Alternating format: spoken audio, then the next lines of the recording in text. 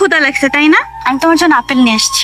তুমি আমার জন্য আপেল আনতে গেছো কেন? মা বাসায় নেই, তাড়াতাড়ি খাও। কি আশ্চর্য, এত দামি ফল এই নষ্টা মহিলার জন্য?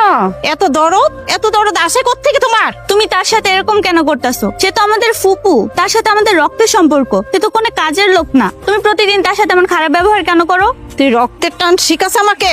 বেয়াদ্দপ কোথাকার! এত দামি ফল তোমার মতো নষ্ট মেয়ের জন্য না। সরি ফুপু, আমার জন্য তোমার এতগুলি কথা শোনা লাগলো। তোমার জন্য না মা, এটা আমার প্রাপ্য। থাক ফুপু, তুমি মন খারাপ করো না। এই যে এটা আমাকে বাড়ি। রাইসা মামুনি কই, আম্মু কই, দেও দেও দেও, গাড়ি নিয়ে আইছি, তোমার নতুন আম্মারে নিয়ে আইছি। তোমার বৌমা রাইসা, তোমার নতুন মামুনি নিয়ে আইছি। কি সুন্দর না? শোনো, আজকে থেকে তোমার এই নতুন মা তোমারে খাওয়াইবো, পড়াইবো, ঘুম পড়াইবো, সব কিছু করবো, আদর যত্ন করবো। তুমি নতুন মারে মা ডাকো। না আমি মা ডাকবো না। ডাকো ডাকো, একবার ডাকো। ডাকবো না। দেখা তো পিচ্ছি মনে হয়, কিন্তু এত পুরো ধনে মরিচ যা লাগতেছে। নতুন মা কিন্তু রাগ করবো। ডাকো। ডাকবো না বলছি, ডাকবো না। আমার মা বলে ডাকবি না কেন? আমার মা বলে ডাকলে কি তোর মুখে ঠসকা? ও ছোট মানুষ, ওর একটু আদর যত্ন দিয়ে কথা বলতে হইবো, রাগ করলে হইবো। দেখবা আস্তে আস্তে ঠিক হয়ে যাবে। কিচ্ছু ঠিক হইব না। ও বাচ্চা হইলে কি হইব? ওর ঘাড়ের রগনা একটা বাঁকা, ওরে কিভাবে ঠিক করতে হয় তা আমার জানা আছে। হ্যাঁ জুই, এটা কি কইতেছো? দেখো, ও তো এতদিন আরেকজন মা হিসাবে জানছে, এখন নতুন করে যদি তোমার মা ডাকে, একটু সময় লাগবো না? আমার এত সময় নাই। আর যার মাইয়া তার কাছে দিয়ে আসেন, এই আপদ বিদায় করেন। সরেন, আমি ঘরে যেতে। আপদ তুমি? আপদ আমার নাতি না। আইতে নাইতে শুরু আসল রং দেখানো শুরু করছে। এখন বুঝবি যে কত ধানে কত চায়।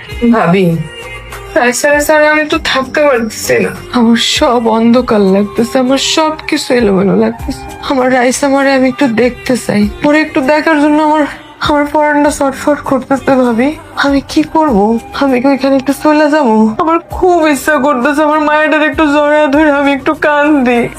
কাহিনী করিস? সংসার ভাঙার আগে এই ছটপট কোথায় ছিল? আমি কি করলাম? এটা কেন করলাম আমি জানি না। আমি আমার সন্তানটারে রাইখে কেন চলে আসলাম? আমি নিজে আমার নিজের জীবনটারে ধ্বংস করলাম।